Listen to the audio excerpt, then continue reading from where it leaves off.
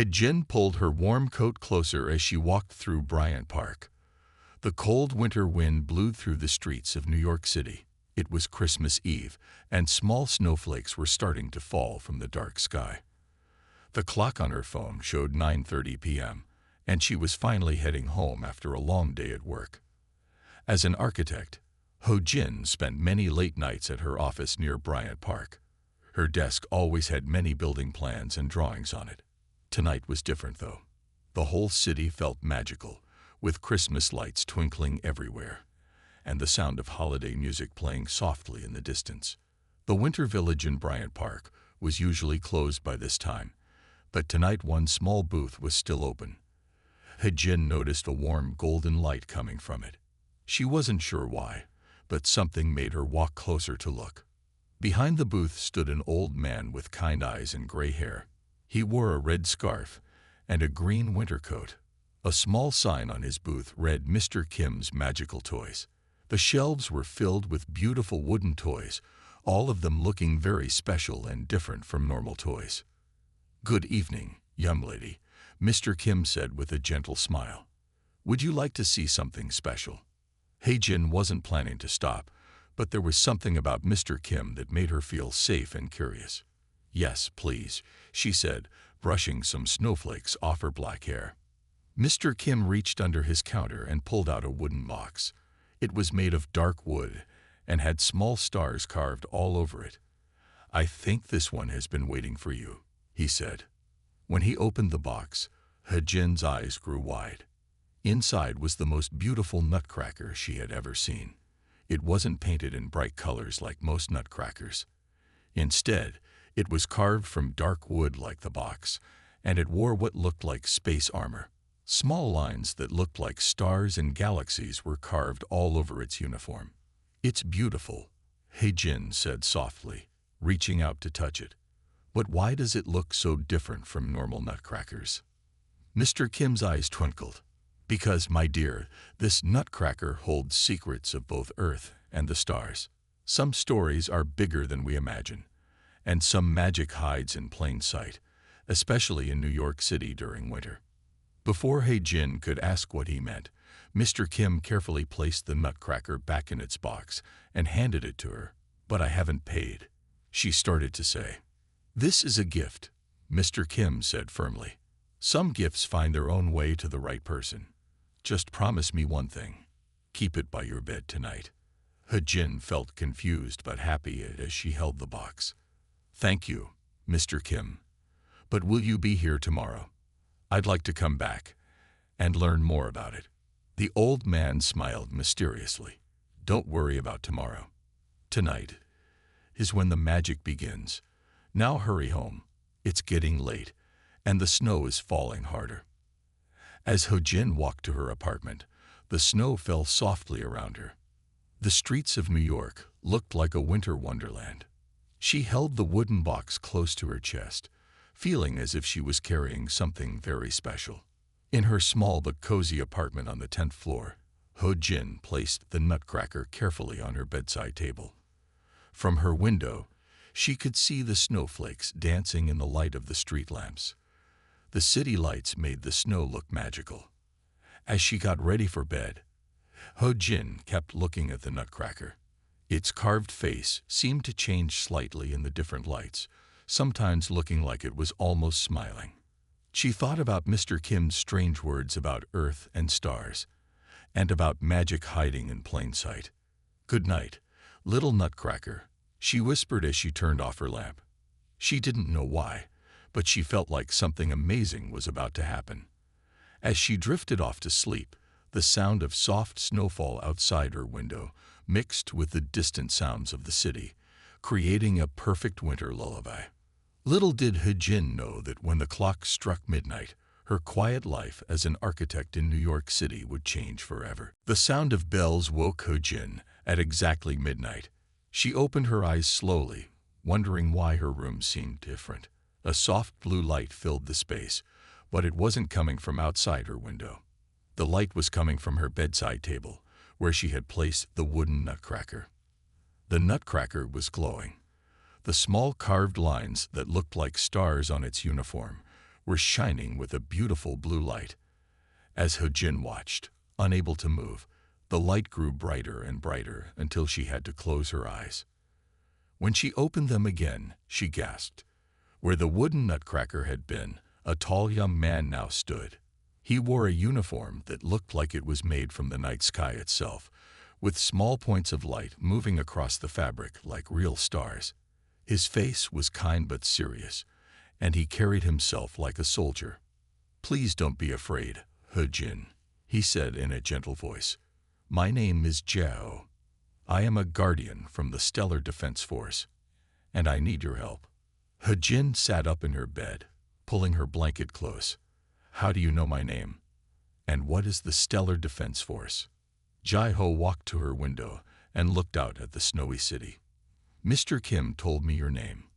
He is one of our Earth contacts. The Stellar Defense Force protects not just Earth, but many planets across the galaxy.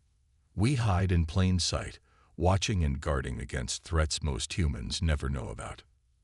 As if to prove he was real, Jiao touched her window. The glass rippled like water, and suddenly the view of New York City changed. The buildings were still there, but now they glowed with hidden patterns of light. Lines of energy connected different buildings, forming a complex network above the streets. "This is what New York really looks like," Jiao explained. "Your city is one of our most important bases on Earth. The winter celebrations provide perfect cover for our operations. All those Christmas lights. Many of them are actually part of our defense system." He-Jin stood up and walked to the window. She reached out to touch the glass, and her hand passed right through it. But instead of feeling cold winter air, she felt a warm, tingling sensation. "The city you know exists alongside another version of New York," Jiao continued. "As an architect, you understand buildings better than most people. That's why we chose you. We need someone who can help us protect both versions of the city." "But why now?" He-Jin asked, watching as a subway train passed below, leaving a trail of golden light behind it. "Why did Mr. Kim give you to me tonight?" Jiao's face grew more serious. "Because something is coming, He-Jin. The threat we've been watching for months. They call themselves the Frost Legion, and they want to use New York's winter celebrations as cover for their attack." He turned to face her directly. "Will you help us? I know it's a lot to ask, but we need someone who knows this city's architecture. Someone who can see patterns and understand how things fit together. Someone like you." He-Jin looked at her city, now transformed into something magical and mysterious. The snow was still falling, but each snowflake seemed to carry its own tiny light. Everything she thought she knew about New York had changed in just a few minutes. "What do I need to do?" she asked, her heart beating fast with excitement and a little fear. Jiao smiled for the first time. "First, you need proper clothes for this version of New York. Those pajamas won't protect you from quantum energy fields." He waved his hand, and He-Jin's winter coat floated over from her closet. But now it shimmered with the same star-like patterns as his uniform. "Ready for your first lesson in defending the galaxy?" Jiao asked, holding out his hand. He-Jin took a deep breath, put on her transformed coat, and took his hand. "Ready," she said, and together they stepped through the rippling window into a New York City she never knew existed. Stepping through the window felt like walking through warm water. When He-Jin opened her eyes, she was standing in a version of New York City that looked both familiar and completely different. The buildings were the same, but they glowed with hidden lights and patterns. "Welcome to what we call the Hidden City," Jiao said. He pointed to a figure walking toward them through the falling snow. "This is Do-young. He will be our guide tonight."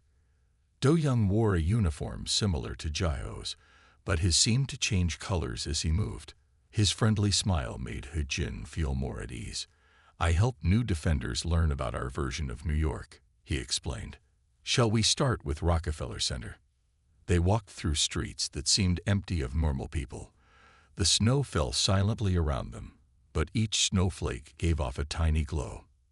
He-Jin noticed that her footsteps left small trails of light on the ground. At Rockefeller Center, the famous Christmas tree stood tall and bright. But now, He-Jin could see that the lights were not just decorations. The tree is actually a quantum communication array, Do-young explained. Those lights are sending and receiving messages from other planets. The star on top is the main control center. He-Jin watched in amazement as beams of light shot from the tree into the night sky. "Are the messages in English?" she asked. Jai-ho shook his head. "They're in quantum code. The tree translates signals from across the galaxy. Right now, it's reporting that all is well on Earth." They moved to the ice skating rink next. Do-young touched a pattern on his uniform, and suddenly He-Jin could see through the ice. Below was a massive space filled with sleek ships that looked like they were made of crystal and light. "This is our main hangar," Do-young said. "Those are our starships. We disguise them as holiday lights when we need to fly them. Most people just think they're seeing special Christmas decorations." He-Jin noticed that some of the ships looked like the ornaments she had seen on Christmas trees. "That's very clever," she said. "Nobody questions extra lights during the holiday season." They continued their tour, and He-Jin learned that many familiar New York landmarks had secret purposes. The lights of Times Square contained a massive computer system. The Empire State Building was actually a giant antenna that could contact ships in deep space. "But how do you keep all this hidden?" He-Jin asked. "Surely someone must notice something strange." "People see what they expect to see," Jai-ho explained. "And humans are very good at explaining away things they don't understand. A strange light in the sky becomes a plane. An unusual sound becomes construction work." Do-young added, "We also have many helpers in the city. That hot dog vendor near your office. He's monitoring our defense grid. The woman who sells coffee in Bryant Park. She's our weapons expert." As they walked, He-Jin began to notice patterns in the hidden city.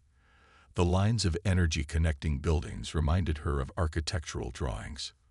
"These energy lines," she said, "they follow the same rules as structural support in buildings."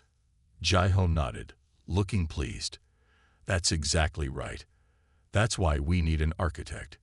You understand how the city fits together. You can help us strengthen our defenses." Suddenly, all the lights around them flickered. Do-young's face became serious. "Something's wrong," he said. "The quantum field is getting interference." "The Frost Legion?" He-Jin asked, remembering what Jai-ho had told her. "Yes," Jai-ho said. "They're starting to make their move. We need to prepare." He turned to He-Jin. "Are you ready to begin your real training?" He-Jin looked at the beautiful, secret city around her. She thought about all the people sleeping in their beds, not knowing about the hidden world protecting them. "Yes," she said firmly. "I'm ready." The Lincoln Center glowed softly in the snowy night. He-Jin stood with Jai-ho and Do-young, watching as people entered the building for the evening's performance of the Nutcracker Ballet. But tonight, they were not here to enjoy the show. "The Frost Legion has hidden their agents inside the ballet company," Jai-ho explained quietly. "Their leader, Commander Sumai, is playing the role of the Sugar Plum Fairy." He-Jin watched through the special field that let her see both versions of the city at once. The normal world showed elegant dancers preparing for their performance, but in the hidden city view, she could see strange ice blue energy moving beneath their skin. "How did they infiltrate the ballet company?" He-Jin asked. Do-young adjusted his uniform settings, making it blend better with the shadows.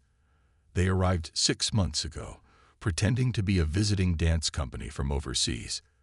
Their leader, Sumai, is very clever. She knew the winter season would give them the perfect cover." Inside the theater, the three of them found seats high up in the balcony. The orchestra was warming up, and the heavy red curtain was still closed. He-Jin could feel something cold in the air, something that had nothing to do with winter. "Watch carefully," Jai-ho whispered. "The Frost Legion will try to use the performance as cover for accessing the quantum gateway." We think it's hidden somewhere in this building." The lights dimmed, and the show began. At first, everything seemed normal. The dancers moved beautifully through the familiar story. But when Commander Sumai appeared as the Sugar Plum Fairy, Ho-Jin felt the temperature in the theater drop. Sumai was beautiful, but in a sharp, dangerous way. Her movements were perfect, too perfect for a human dancer. As she spun across the stage, Ho-Jin could see ice crystals forming in the air around her. "She's scanning the building," Do-young said softly. "Each dance move is actually part of a search pattern. She's looking for the gateway's energy signature." Ho-Jin studied the theater with her architect's eye. The beautiful decorations and columns suddenly looked different to her. "The gateway," she whispered. "It's not in the building. It is the building. The whole theater is one big quantum device." Jai-ho looked at her with surprise and respect. "You're right. The original architects didn't know it, but they built this place following patterns that match quantum mechanics perfectly. That's why the Frost Legion chose this location." On stage, Suma's dance was reaching its peak. Ice was spreading slowly across the ceiling, but the regular audience couldn't see it. They only felt a gentle coolness that seemed perfect for a winter ballet. "What happens if they find the gateway?" Ho-Jin asked. "They'll freeze it," Do-young explained. "Turn the whole quantum network to ice. That would cut Earth off from the rest of the galaxy's defenses. We'd be helpless if their main force attacked." Ho-Jin watched as more dancers joined Sumai on stage. Each one left trails of frost behind them. The beautiful Christmas ballet was becoming something dangerous, and only they could see it. "We need to stop them," she said. "But how can we fight them without endangering the audience?" Jai-ho touched a control on his uniform, and a soft light spread through Ho-Jin's coat. "That's why we needed an architect," he said. "Someone who understands how this building really works. Someone who can help us turn the theater itself into our weapon." Ho-Jin took a deep breath and looked around at the building she now understood was so much more than just a theater. "Then let's get to work," she said. "The real show is about to begin." Ho-Jin sat at a small table in the Lincoln Center's empty cafe. She spread out the building's blueprints that Jai-ho had given her. The normal lights were off, but the quantum energy flowing through the walls gave enough light to work by. "The building's power lines form a pattern," she said, tracing them with her finger. "They match the paths the dancers take on stage. Every time they dance, they activate different parts of the quantum gateway." Do-young looked impressed. "That's why the Frost Legion chose to infiltrate the ballet company. They're using the dances to test different gateway combinations." Outside, the snow was falling harder. But this snow wasn't natural. Ho-Jin could see tiny ice crystals in it that glowed with a cold blue light. The Frost Legion was spreading its influence across the city. "Look at these reports," Jai-ho said, showing them his uniform's display screen. "Power outages are starting all over Manhattan. The temperature is dropping too fast. Their agents are moving into position." Ho-Jin studied the blueprints again. Her architect's training helped her see things others might miss. "The theater's heating system," she said suddenly. "It's not just for warming the building. The pipes carry quantum energy too. Can we use that?" Do-young asked. "Yes," Ho-Jin said, getting excited. "If we can heat up certain sections of the building in the right order, we might be able to disrupt their ice-based technology." Just then, Mayray, the undercover barista, came running into the cafe. Her coffee cart was actually full of advanced scanning equipment. "Bad news," she said. "Commander Sumai has figured out the first part of the gateway code. The whole ballet company is going to perform a special midnight show to unlock the rest." "How much time do we have?" Jai-ho asked. 2 hours, Mayray answered. "And it gets worse." Sun Woo's hot dog cart picked up signals of more Frost Legion agents arriving in the city. They're disguising themselves as last-minute holiday shoppers. Ho-Jin looked at her blueprints again. An idea was forming in her mind. "The quantum gateway isn't just in this building," she said slowly. "It's connected to other buildings too. The energy lines I saw earlier, they connect everything.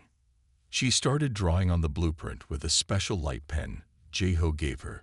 Look, if we can activate the right buildings in the right order, we can create a defense network, like a shield made of quantum energy. But how? Du Young asked. We don't have enough people to go to every building. He-Jin smiled. We don't need to. The Christmas lights. You said they're part of your defense system. If we can tap into them, we can use the whole city's holiday decorations as one big protection system. Jeho's eyes lit up. That could work. But we'll need to coordinate perfectly. One wrong move, and we could shut down the real power grid by accident. Then let's split up, He-Jin said, standing up. Mei Rei, you and Sun Woo coordinate from your positions in Bryant Park. Du Young, you help me set up the heating system override. Jeho, you watch Commander Su Mai and her dancers. Don't let them finish that midnight performance. As everyone moved to take their positions, He-Jin looked out at her city. The beautiful Christmas lights twinkled through the strange, cold snow. Somewhere out there, Mr. Kim was watching too. She hoped she could make him proud of choosing her for this mission. Time to show the Frost Legion, she said quietly, that New York's winter magic is stronger than theirs. The winter night grew colder as He-Jin and Du Young hurried through the streets toward Bryant Park. The Christmas lights in the trees sparkled with hidden energy, ready to be activated as part of their defense plan.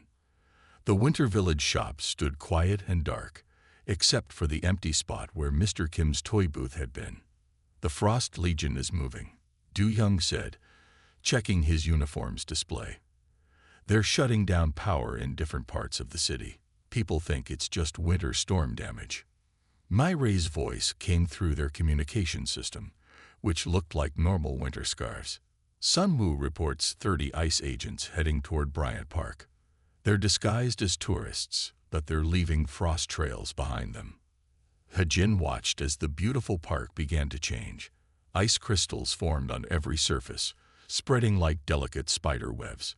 The frozen patterns were beautiful but dangerous. Each crystal was part of the Frost Legion's plan to take control of the city's quantum network.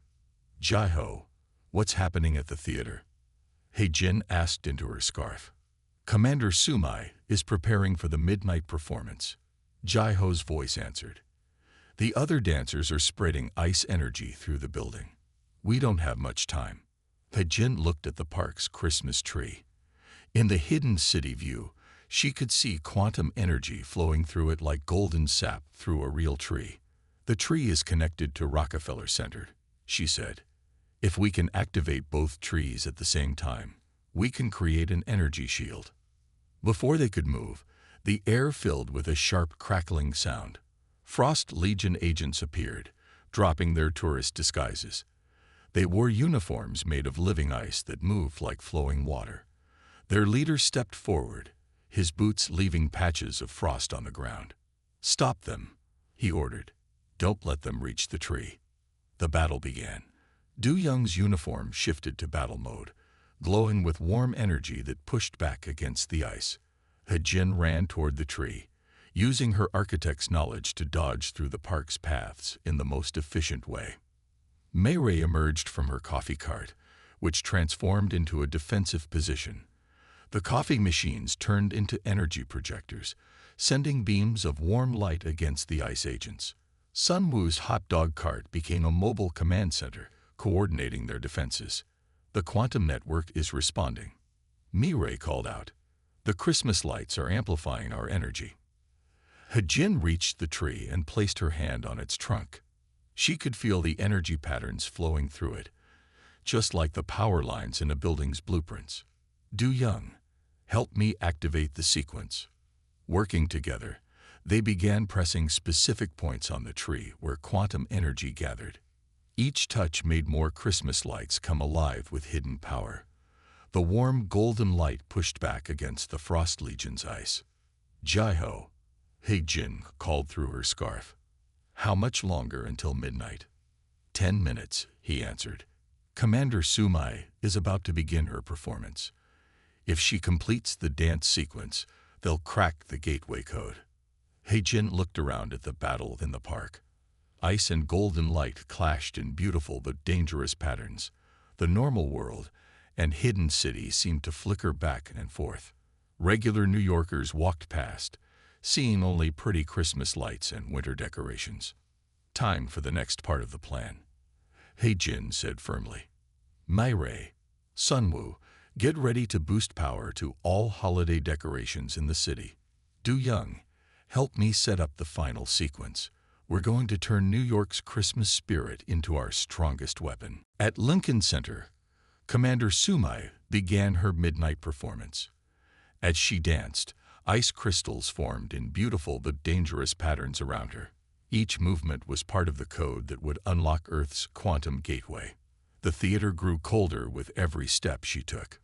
Meanwhile, in Bryant Park, Heijin had an important realization. She noticed that the quantum energy responded most strongly when people felt happy about the holiday lights. Their joy made the defense system stronger. The city's quantum network, she said to Do-Young, it's not just powered by energy. It's powered by emotions too, by the way people feel during the holidays. Do-Young's eyes widened. That's why they chose Christmas time for their attack. All the holiday feelings make the quantum gateway stronger. Heijin touched her communication scarf. Jaiho, can you hear me? We need to make people feel more holiday spirit. The quantum network feeds on it. But how? Jaiho asked. He was watching Commander Sumai's dance from the theater balcony. Most people are inside because of the cold. Heijin looked at the Christmas tree in Bryant Park. Then she looked at all the other holiday decorations around the city. She remembered how she felt when Mr. Kim gave her the nutcracker. That warm, magical feeling had been real power. Mai-Rei, Sunwoo, she called through the scarf. Can you make all the holiday lights in the city brighter? Not just a little brighter. Make them the most beautiful they've ever been. Mai-Rei and Sunwoo worked quickly at their stations. Suddenly, every Christmas light in New York began to glow brighter.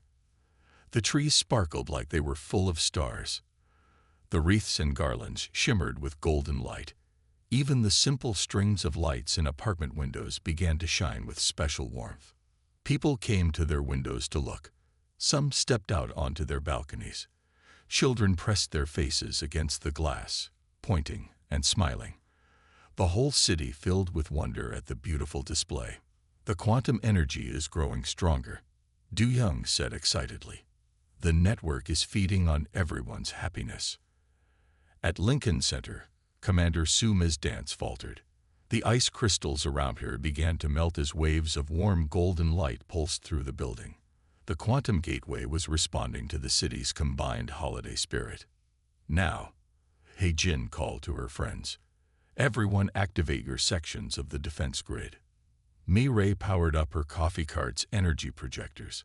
Sunwoo sent pulses of power through his hot dog cart's hidden systems. Do-Young touched specific points on the Bryant Park tree. And Jaiho, still in the theater, activated the quantum controls hidden in the stage lights. A wave of golden energy spread across New York. It looked like sunrise coming hours early. The Frost Legion's ice melted away wherever the light touched. Their agents lost their power, their ice uniforms turning to harmless water. In the theater, Commander Sumai's perfect dance finally fell apart.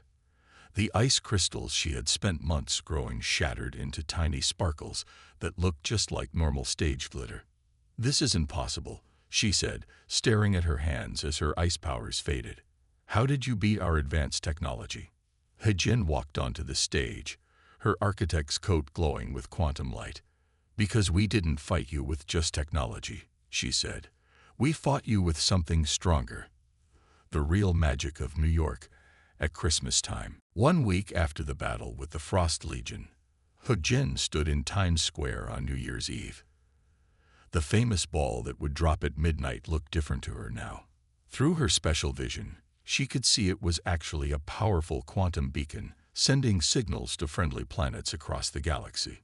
Jaiho stood beside her, wearing a normal winter coat instead of his uniform. After their victory, The Stellar Defense Force had offered He-Jin an important choice. She could forget everything and return to her regular life, or she could join them as Earth's first human architect. "Have you made your decision?" Jai-Ho asked, watching the crowds gather for the New Year's celebration. He-Jin smiled. "Yes, I want to do both. I'll keep working as a normal architect, but I'll also help design better ways to hide our defenses in plain sight. The best protection is the one nobody notices." Do-Young appeared through the crowd, carrying hot drinks from Mirai's coffee cart. "The quantum network is stronger than ever," he reported. He-Jin's idea about using holiday spirit as power changed everything. "Other planets are starting to copy our design." He-Jin took a sip of her coffee and felt its special warmth spread through her. Mirai had added her own quantum energy to the drink, making it perfect for a cold winter night. Nearby, Sun Wu's hot dog cart was doing good business, while also scanning the city for any unusual activity. "What happened to Commander Sumai and the Frost Legion?" He-Jin asked. "They're being held in a special prison inside the Chrysler building," Jai-Ho explained. "The spire at the top is actually a quantum containment field, but some of them are starting to understand that Earth's way might be better than their ice powers." The crowd began counting down to midnight. He-Jin looked up at the quantum beacon disguised as the New Year's ball. Its crystal patterns matched the one she had first seen on her Nutcracker soldier. "Speaking of the Nutcracker," she said, "where is Mr. Kim's shop now?" Jai-Ho pointed to a small storefront near Times Square. Through her special vision, He-Jin could see it was actually a gateway between worlds, disguised as a simple toy shop. "He moves it around the city," Jai-Ho said, "but it always appears to people who need to find it." The countdown reached 0, and the ball began to drop. As it descended, He-Jin saw quantum energy pulse out from it in beautiful waves, connecting to every holiday decoration still up in the city. The normal New Year's fireworks looked even more spectacular through her special vision, each spark carrying messages of peace to the stars. "Happy New Year," Jai-Ho said softly. He-Jin watched the celebration around her. Regular New Yorkers and hidden defenders celebrated together, though most didn't know it. The city felt more magical than ever, knowing its true nature as a bridge between Earth and the stars. "You know what's funny?" she said to Jai-Ho and Do-Young. "I always thought being an architect meant understanding how buildings work. Now I know it's really about understanding how everything connects. Buildings, people, even different worlds." Snow began to fall as the New Year's celebration continued. But this snow was natural, pure and clean. Each snowflake caught the light of both the normal world and the hidden city, making New York shimmer with endless possibilities. The Nutcracker soldier that started her adventure sat on He-Jin's desk at home, watching over her drawings of new buildings. Buildings that would help protect Earth while making the city even more beautiful. And somewhere in the quiet streets, Mr. Kim's shop waited for the next person, ready to discover the magic hidden in plain sight.